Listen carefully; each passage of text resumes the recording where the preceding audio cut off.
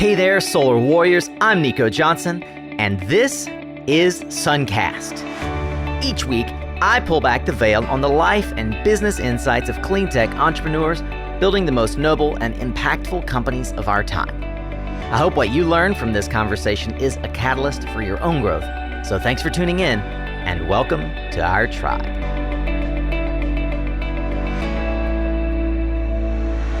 Hey, welcome back, Solar Warrior. Thank you so much for joining us here, lending me your ears, and frankly, the only non-renewable resource that you've got, and that's your time. If you're new here, I do hope that you get as much value from this as we know so many Solar Warriors have over the years. The podcast is here to serve you in your growth as a professional in the clean tech industry. And hey, if you do get a ton of value, I'd humbly like to ask you to take a couple of minutes and rate the podcast in iTunes, Spotify, Stitcher, whatever player you use. Today's entrepreneur is going to show us how to use artificial intelligence to streamline customer acquisition. Austin Rosenbaum is the Denver-based founder of Demand IQ, an AI-based technology platform that promises to turbocharge your solar marketing and sales efforts.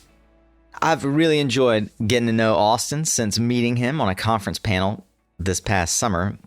And it's just so clear to me that this young entrepreneur is really keyed in on the digital trends that matter to small and medium-sized solar businesses. If you have wondered how the trend towards AI in the sales process is going to make a difference in solar sales, well, this episode's for you. If you like what you hear, then be sure to subscribe to the show, as that's going to ensure that you won't miss out on any of our twice weekly content, just like this one. Of course, you can always check out more than 320 additional founder stories and startup advice over at mysuncast.com. Hey, a special thanks to those of you who have visited mysuncast.com and you've clicked around on the Work with Nico or Become a Member buttons.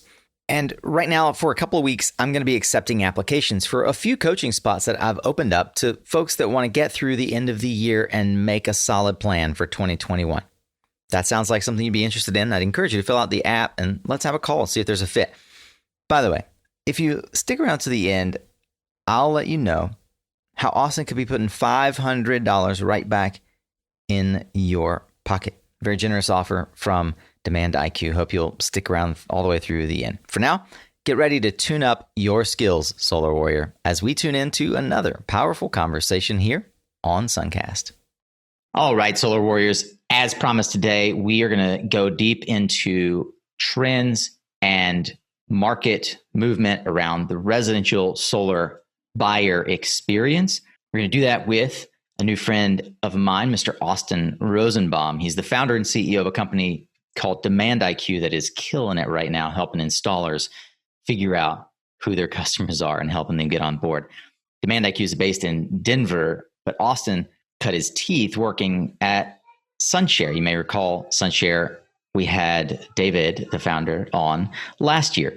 They're a pioneer in community solar and one of the first to fill megawatts worth of residential community solar. Austin's new startups now focus on solving customer acquisition cost reduction for residential rooftops. Welcome, Austin, to Suncast. Thank you, Nico. I appreciate the opportunity to be here. Yeah, man. And I appreciate all that we've been able to get to discuss recently with one another. I had the opportunity to fail to show up as a moderator for a webinar that prominently featured a discussion about the work that's happening in residential solar. And I think you guys killed it on that webinar with solar energy trade shows. And I got to learn a lot about you as a young entrepreneur. And I'm really intrigued by the journey that you have been on. I'm happy to be able to share that journey with our Suncast listeners. But why don't we start out getting a sense of how you discovered clean energy? What got you first intrigued with the idea that solar power might be an area that you'd spend a significant portion of your early career? Yeah, so I've always been a big science guy, and growing up, I knew I wanted to be an engineer. And so I was, thinking of all the world's problems. And the one that I always thought just made the most sense was, how do we harness the power of the sun to power the world? And so when I was in high school, I was taking college classes on renewable energy, and I ended up going to school out here in Denver and did a power systems engineering degree with a focus in renewable energy, and just realized like this just made so much sense. And at the same time, at that time, the world of utilities was starting to uptake solar and large scale, and certainly it was becoming more prevalent for residential homeowners to start installing solar panels. It wasn't just for the greenies; it was becoming more for the general population. And fortunately, I was able to get a great job at SunShare. And after being there for a little while, I realized that there were some massive gaps in what was happening in the industry as far as making those dollars be efficient and customer acquisition. And so that really opened my eyes to both the opportunity and the problems that this industry faces as far as acquiring customers and reaching mass adoption. And so it was really sort of my passion project to figure out what it would take to reach mass adoption of solar. And to me, I've always been hung up on this customer acquisition part. And so that's where I focus a lot of my energy today. And that's what drives me. When you were at SunShare, you guys were doing a lot of programs focused on utility. Did you ever look at how you might direct your career towards something different than residential solar? Yeah, so I definitely considered, going more the traditional utility route, working at a utility. It was a big pressure having an electrical engineering degree. That's what everyone was doing in my class, was going and working for a utility or a utility vendor. And I'm going to go into the wild, wild west of residential solar. Yeah. And so this was something that definitely confused, my parents and my peers, like, oh, okay, well, you're going to go into rooftop solar. We'll see how that goes. But certainly now people are not laughing any longer, as we're in a growth phase of this journey here in residential solar. I can imagine folks thinking, well, welcome back to Engineering 101. Hope you have fun with all those CAD drawings. Like, doesn't sound like you're going to be doing a whole lot more than the basic Legos of like putting panels on solar homes. Congratulations. That's what I was doing initially. So I when I was at SunShare, I was doing CAD, and I realized that maybe that wasn't exactly what I wanted to do for the rest of my life. And so I always feel like there's this interesting mashup of art and engineering that happens with marketing. And when you can meld those two together, that's what's really exciting for me. And that's where we've seen a lot of success, and I've seen success personally, is bringing those two things together. Yeah. One of the things that I noticed about your background, and we've talked a little bit about, a lot of folks would maybe look at your curriculum and say, or your resume and say, how does this engineer get so smart on marketing? Well, you spent some time at a company that is becoming more well-known now. Jason Rodriguez has his company, Z Prime, that is a media company and focuses on bringing the message to the masses, right? How did that experience at Z prime you to be able, as a founder, to bring your own message to the market? I think it was really cool to see Jason's vision and Jason's whole team's vision for Z Prime. They're based in Austin, and they embrace the whole keeping Austin weird culture. And so that whole weirdom is woven into this fabric of the utility culture, which is just so, has been mundane. And so they bring this completely refreshed vision into marketing, into the messaging of utilities and keeping people engaged. And that just showed me that there's, you have to find that voice and think outside the box and not necessarily follow the same messaging that everyone is following, in the world of solar today. And for me personally, I come at this, even though I have an engineering background, I'm also very much into the arts. I've been into photography for my whole life. And so I have that component that I weave in there too, as a more of the creative mind. So I would say that's what I would like to bring, and I'm trying to bring to the industry as well. Well, as a startup founder, you have a lot of problems to solve early on in a business. What do you believe are some of the more formidable lessons that you've learned since going out on your own, leaving Z Prime, coming up with the whole idea for Demand IQ?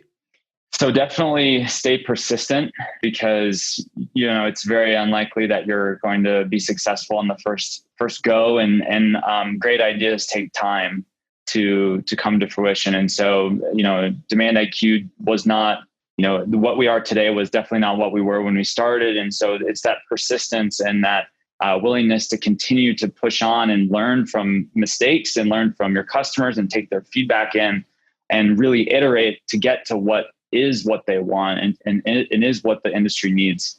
That was definitely a big learning curve for me personally, coming at this as, someone young in this industry, not having the decades of experience that other folks might have.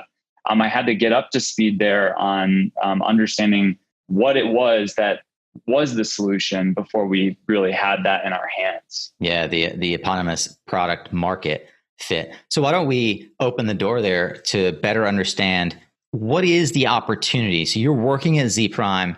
You are focused on deciding, basically validating your own thesis of, do I want to go into work at a utility, follow that tried and true path of engineering?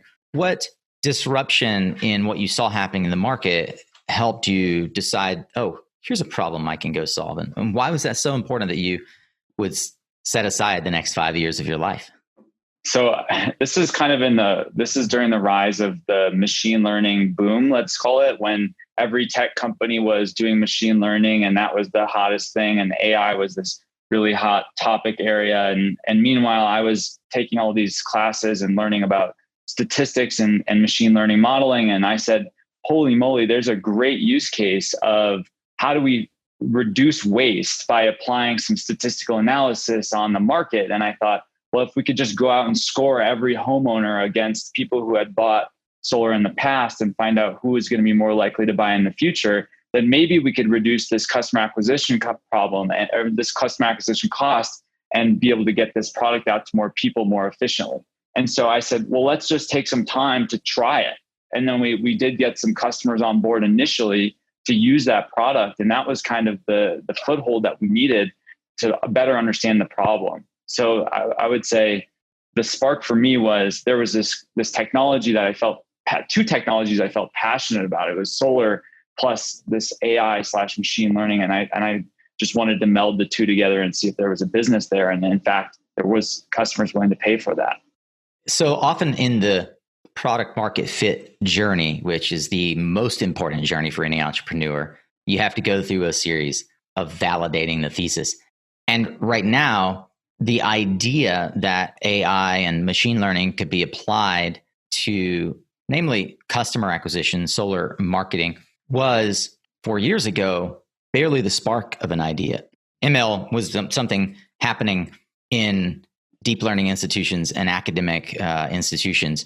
Tell me about that middle layer between starting the company and getting to what is now Ella that informed how you found that product market fit. Yeah. So it was definitely, there was a lot of different forms of what we were trying to do. And as far as getting in the door, that was tough. We were selling this data product, but no one knew exactly how to palette that. It's like, okay, well, great. You've got this cool data set, but now what? Right. And now what do we do with it? And so, we figured out how these installers might use that product, but really ultimately learned that data, that wasn't a complete solution. We learned that was only a partial solution. They needed so much more. So we added advertising services onto that. So then we started working with them and building marketing material, creative copy and messaging, things that would help engage these folks. And then in that middle of that, I was very fortunate to be working with some great solar companies in that time that helped me learn, helped expose me to their problems and what it was like, not just to fire out a marketing message and see what happened, but what happened downstream from that. Like when someone filled out that form, what happened to that customer and what was it like inside the call center when you were talking to these people? And what were some of the problems of the downstream effects of just getting a name filled out somewhere on a form? I want to pause real quick because for those who maybe aren't as in tune, maybe they don't work in the residential space, what it sounds to me like we're talking about is as you pivoted around trying to find the right market fit, you morphed into essentially a digital marketing agency helping installers get leads. That's right. Yeah. It's the whole game of customer acquisition. And this is where people are making a ton of money right now in the industry. So it's pretty open campus to create opportunity if you're young, active, understand marketing, really can talk to an installer with the words they want to understand because you were in fact in the design team at Sunshare. I could see how that would gain traction. What's interesting to me, is that you are not now you're effectively not now a marketing agent. So you sort of either stumbled or intentionally moved towards creating a product to solve your customers' marketing problems in a more automated way. Is that accurate? It is. We do offer marketing services today, but only to improve the success of using our product. And so, we've always strived to be a product company because at the end of the day, there's so much competition in the advertising marketplace that it's very hard to be different unless you literally have something fundamentally different. And that's what we're able to bring to the market now, is a tool that's unique, that positions our clients in a unique way to help them stand apart. And we don't necessarily require those marketing services, and we're now allowing these customers to use those tools to empower their customers and to magnify the experience of going solar in a way that hasn't been done before. Did you have any software experience specifically? I mean, you're an electrical engineer. So, in the engineering school, you definitely go through your fair share of programming as both mechanical and electrical. Those degrees both require that. Was I fully ready to build an end-to-end software application? No, not even close. So there was a component to building Demand IQ that was around hiring the right people. And, we did go through our struggles of that, and finding an engineering team that can build something that, you can't just look at something and say, oh, I want to build that. No, this is something that has to come out of the brain and then unfold in code. That was difficult, right? There's that barrier between what I was envisioning and then what our team wanted to build, and getting that built was difficult, but we did find some very talented folks to help, and are still part of our team today. Well, congratulations. That's a big step towards finding the product market fit. One of the elements of them as a marketer, which I consider you a very savvy, engineering informed and educated marketer who is helping your clients understand and attract the right client. The world of the consumer has changed a lot, even in the last 8 months, right? Let's be honest. COVID disrupted everything. A lot of your clients that are installers were going out, meeting door to door. The whole sales process and customer education was quite a bit different. So now everything has moved online. Everything has moved online. Which aspects of the solar education process do you believe should be delivered online in that marketing funnel versus that kitchen sale, right? Now it's like the virtual kitchen table sale. Let's talk about what the status quo is today, right? So the idea is a customer today can typically find out that their state or their general location is a good place for solar. What they don't know is whether they're a good candidate, whether their roof is a good fit, and ultimately they are still reliant on a sales rep to get them to answer that question. That requires a lot of time, a lot of energy, and customers aren't ready to necessarily take that leap to talk to somebody. And there's this big void, right? There's this void. And so we sort of liken solar shopping today to, looking online to try to buy a house, but not knowing how many bedrooms and bathrooms that house actually has. And so it's so hard to gauge whether that thing is going to provide value for you without having that question answered for you personally, right? You need that level of personalization in the shopping experience to make that decision of, am I ready to talk to somebody? And so the tools that we bring that we're developing and that we're working on today are ways to bridge that gap, to take the customer from discovery to evaluation and conversion online, right? And so the question was, which pieces are maybe important to share online and which are offline, which ones should be saved is, well, we've got to tell them that there's some value there, right? You don't necessarily need to tell them all the different possible options that are available for solar, but you just need to say there's at least one viable option out there for your home so that your salesperson can ultimately become the guide for them, right? It's about changing the role of that salesperson into this guiding this customer towards the right product and the right equipment, the right financing. All those things happen still offline at the virtual kitchen table or the kitchen table, whichever one you're using today. And we still upstream from that the education that can happen through Demand IQ software. Well, a lot of education right now, and a lot of folks are kind of overwhelmed with Zoom everything, right? instant this on demand, that how is this world of instant satisfaction changing the way that solar is sold? Well, I think we can certainly look at industries around us and say, how is it impacting those industries, and learn from those things that are going on around us. There are age-old industries that much older than solar that we can borrow some of these techniques from. We look at things like insurance, right? A recent IPO, Lemonade, you look at what they're doing in terms of their customer experience, and you can borrow some of the concepts around instant everything, right?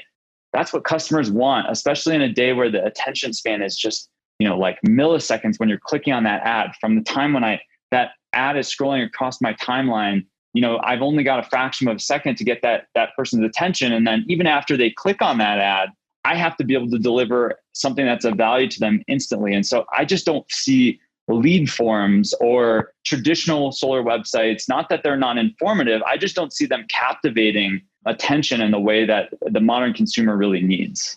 So how do we change that? What does the future look like for consumer education that does captivate? Well, it starts with data. So what data can we use to deliver that experience, right? So the foundation is data.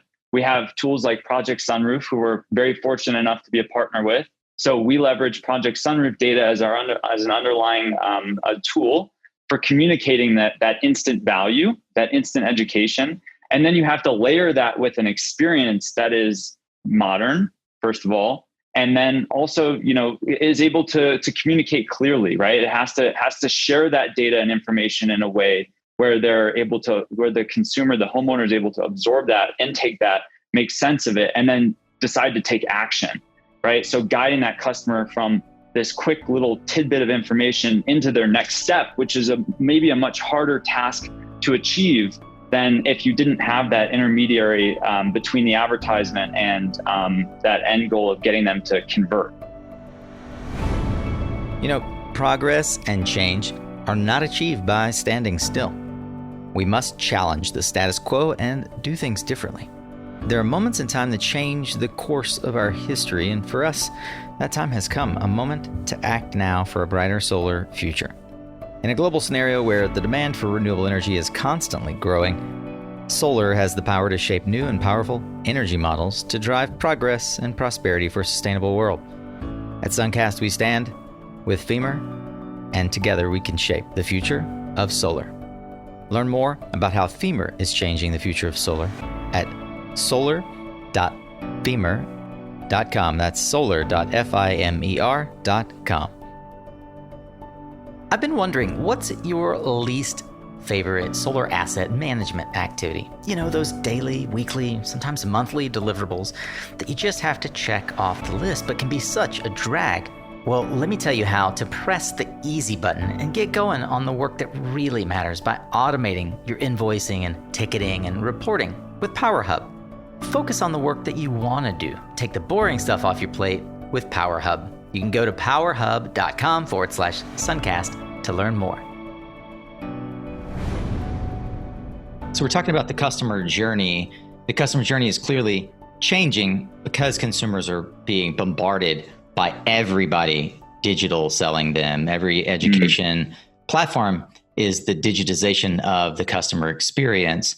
How, going back to the sort of the thesis underlying your search for product market fit, how has AI or machine learning changed the game of optimizing the customer journey?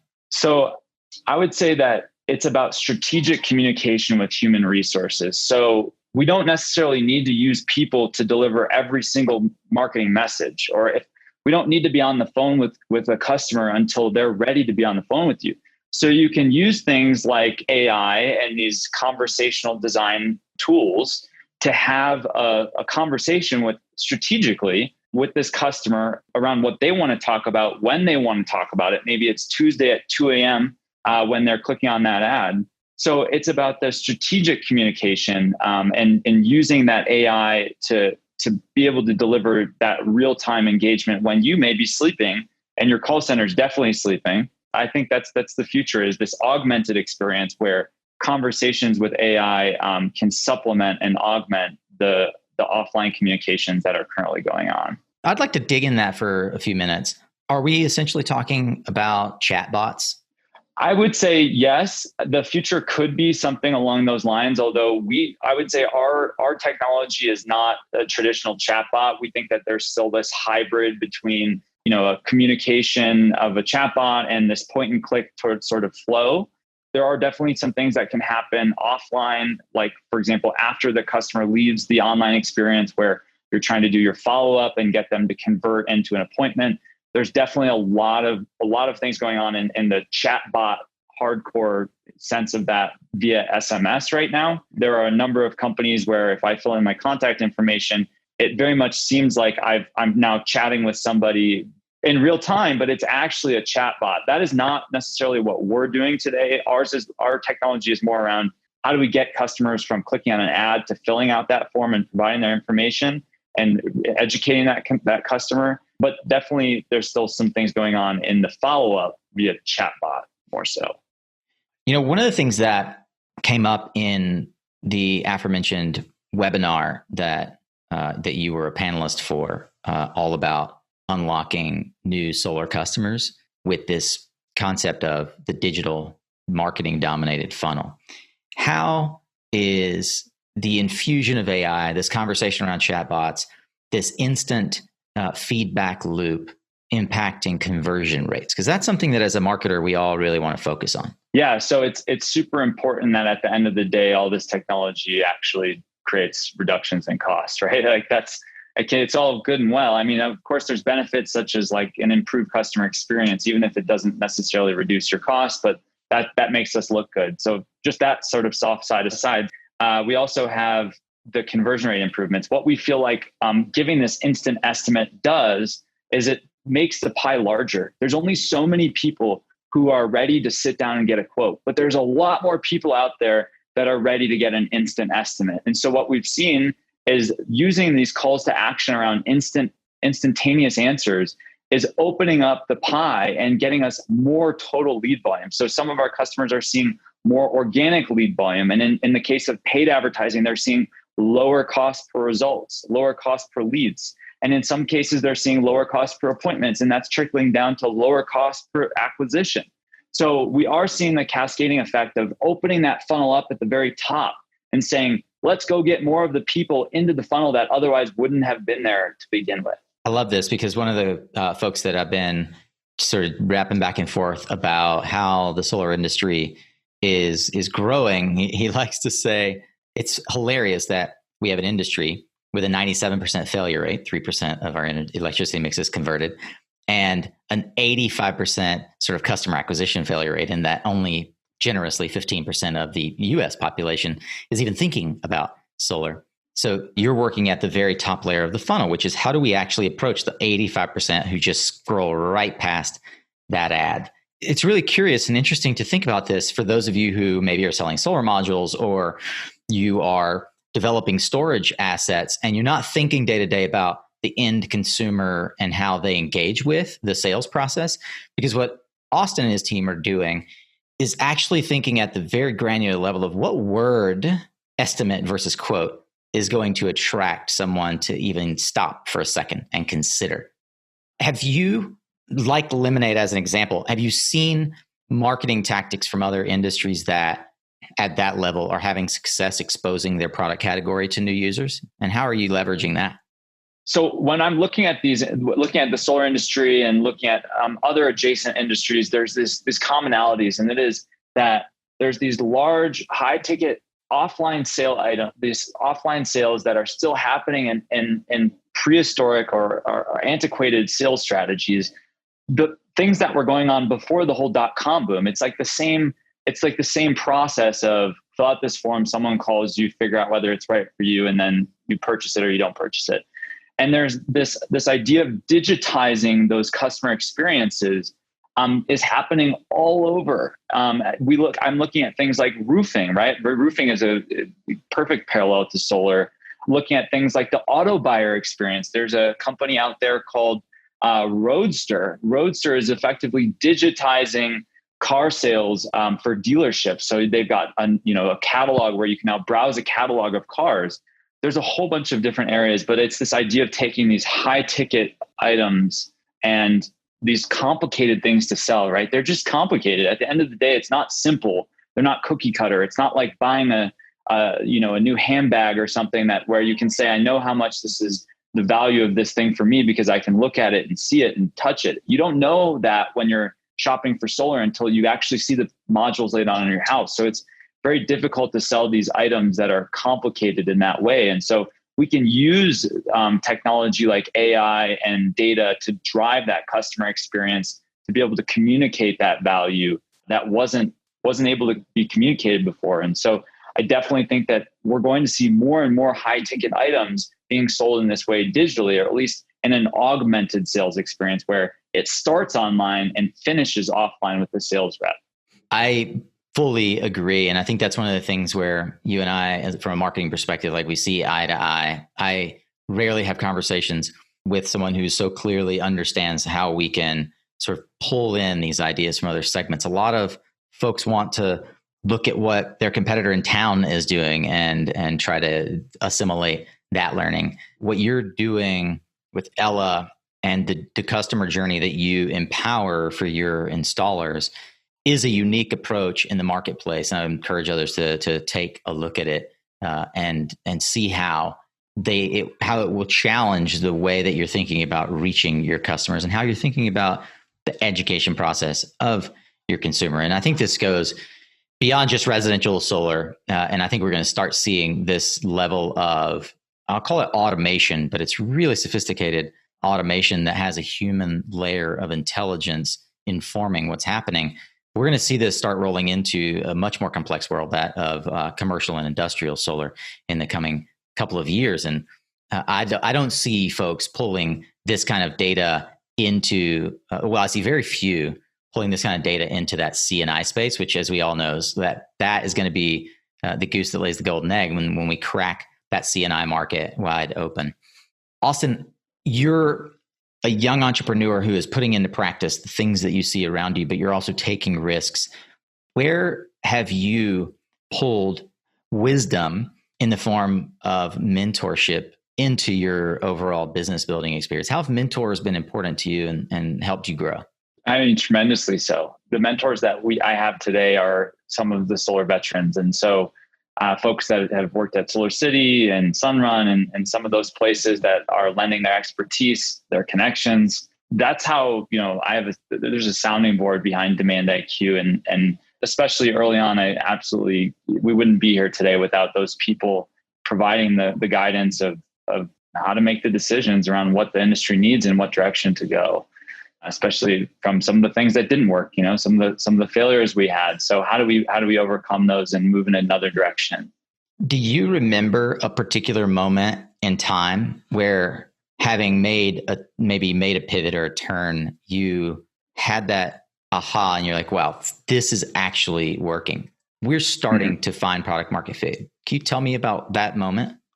I mean, I think that I always think that, or at least from my experience, startups are happening in growth spurts. Like you have these, like you grow a little bit and then you grow a little bit more. And then there's like these little growth spurts. And I think maybe there's an aha moment associated with each one of those growth spurts.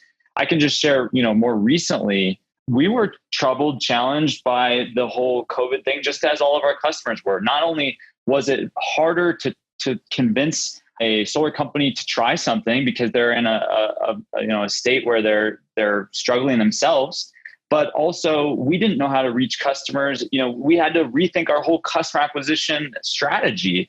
And so fortunately we cracked that more recently with digital marketing, applying some of our own practices that we use with homeowners, right? Just the same sort of practices, figuring out how to attune those messages for installers. And when we started getting in front of these folks that weren't just, referrals or folks that our advisors knew, that was when we started to see, wow, there's a huge demand for this online experience that we're building. And that was the aha moment that it was beyond just that inner circle of customers. And now we can actually just go and find any new installer and hopefully be successful with that conversation. Yeah, I love that. It's the old analogy of eating your own dog food, right? When you start realizing the customers I'm helping my would-be customers acquire are helping me understand how to acquire my own customers, right? It's that concept of who's your avatar. And one of my mentors, Mark Kingsley, said something that I'll never forget. And I've said this a whole lot, not necessarily on the platform, but certainly in a number of conversations. If you want to truly succeed, figure out how your customers make money and help them make more of it. And in this case, you figured out how to make more deals, more leads appear for your clients, which informed how you can now attract those clients. It takes a little bit of having the success of understanding the client so that you can tell the installer, oh, I understand your pain. I know what you're going through, and we've got a way to solve this. That's genius. Well, Austin, as I've said many times before, I believe that leaders are readers, and I'd love to know what books, or maybe it's a podcast, how do you stay sharp? What informs the way that you stay on edge and stay ahead of your peers?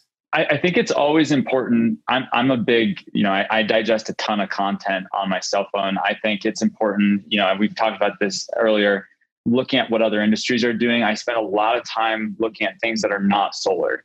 So when I'm not, working, I'm looking at something that's like, outside of the scope of what I have in front of me for Demand IQ, whether it's looking at the automotive industry or something else. Where do you go for that insight? I find LinkedIn. I think, I don't know what it is, but maybe it's just around connecting with people who are working on similar things. And then they're sharing things that are sharing it into this resource pool. So I definitely would encourage any of the listeners to please reach out to me on LinkedIn. Let's connect. That's how I digest a ton of content. I definitely, as far as inspiration, I like reading biographies, and I really like the Elon Musk, the Ashley Vance Elon Musk book, the Steve Jobs book, all those books that are how leaders thought about their problems and how they applied that to their business. Those are the books that I really like. But as far as where inspiration comes from for the real time, for the today, I'm getting a lot of it on LinkedIn. There's so many cool things happening out there, whether it's solar or not solar. I would say, and some of the cultural things that are going on, fueling a lot of thought and driving, a lot of passion behind what I'm doing and what our team is doing. Well, I'll have to have another conversation with you about whether or not you have experimented with and finding success on LinkedIn marketing. That's a particular area of interest for myself. And I agree with you. I think that LinkedIn is one of the most underutilized resources, although it's getting its just level of attention recently. Certainly for any of you who are like we are getting bombarded with apparently chatbots that aren't supposed to be allowed on LinkedIn, but there are ways to hack any system, I suppose. Austin, as we wrap up, I got a couple more questions for you. The first is around your day-to-day routine. Is there any consistent habit or practice that for you has given you a great deal of leverage, insight, or impact? As far as day-to-day goes, I would say just getting up and working out in the morning before work it helps so much to get your gears going, whether it's a quick walk or whether it's, a full workout. But that really gets you going and sets the tone for the week. At least that's what I've found. That's helped me more recently. But yeah, as a startup founder, your day is so chaotic all the time. You're like over here and over there. It's hard to find any level of consistency with your day and a cadence. But certainly in the early mornings, that is when you can find that time for yourself. Austin, for those who have their curiosity is piqued, they want to learn more, where can folks find more about you and Demand IQ and dig in? Sure. So as I mentioned, would certainly love to connect with any of your listeners on LinkedIn. Yeah, we'll link to that. Yep. You can check out our website. It's demand-iq.com. Mm-hmm. And we would love to connect with you there. Check out what we're doing. Shoot us a note. Would love to chat with you. Absolutely. Well, let's end today, as we always do, with a bold prediction. Austin, what one thing do you see happening in the market that maybe nobody else is tracking? What's in your crystal ball? Ooh, beyond the things that we're looking at right now. I like so a couple of things. Monetizing the lifetime value of the customer. So how do we take a one-time sale and turn it into a lifelong series of sales? Something that we're looking at today. And then cross-selling of products, right? So it's not just about solar. It's about solar plus a new roof. It's about solar plus a new electric vehicle. It's about solar plus anything else, right? And how do you meld those experiences together to, again, improve the lifetime value of your customer? Because you can do more than just solar, folks. You can do a lot more. And so whether it's, technology getting there or just your own grit of having those conversations and figuring out what else they need, there's a lot there once you build that relationship and when you get that trust of that homeowner. So definitely something I'm thinking about. And I think some of the other folks are thinking about that lifetime value as well. Yeah, for sure. And for those of you who have not been listening to Suncast for a long time, I'll give you one little tidbit as we wrap up and as we tend to talk a lot about influences. There's a book called Over Deliver by one of the best marketers in the history of direct marketing called Brian Kurtz. I would highly recommend, if you don't understand LTV at all, if you're completely baffled by how you would get any more insight into Austin's final statement, which I completely agree is where all of you should be thinking about how you're going to serve the market and your customer to increase the overall value of your own firm. Over Deliver by Brian Kurtz is just a fantastic resource. Another fantastic resource is Mr. Austin Rosenbaum, and I'm grateful to have had the chance not only to meet you, but to have you here on Suncast. Thank you, sir, for contributing to leveling our game up today. Thank you, Nico, and thank you to the Suncast team. I appreciate the time. All right. Well, that's a wrap, Solar Warriors. This one was such an informative session on the state of solar sales technology. Thank you so much, Austin, for taking the time to share from your deep well of knowledge on the topic with us. Well, what do you think? You convinced that AI is the inevitable future for direct-to-consumer marketing and solar sales conversions? Would you use something like Stella to increase your web traffic conversion rate? If you'd like to give Stella a spin, as I mentioned in the intro, you could head to demand-iq.com/Stella and sign up. And Austin has graciously agreed to waive the $500 setup fee when you let him know you heard it right here on Suncast. That's just one more way that we're working to lower the barriers to entry and supercharge your growth here on Suncast, my friend.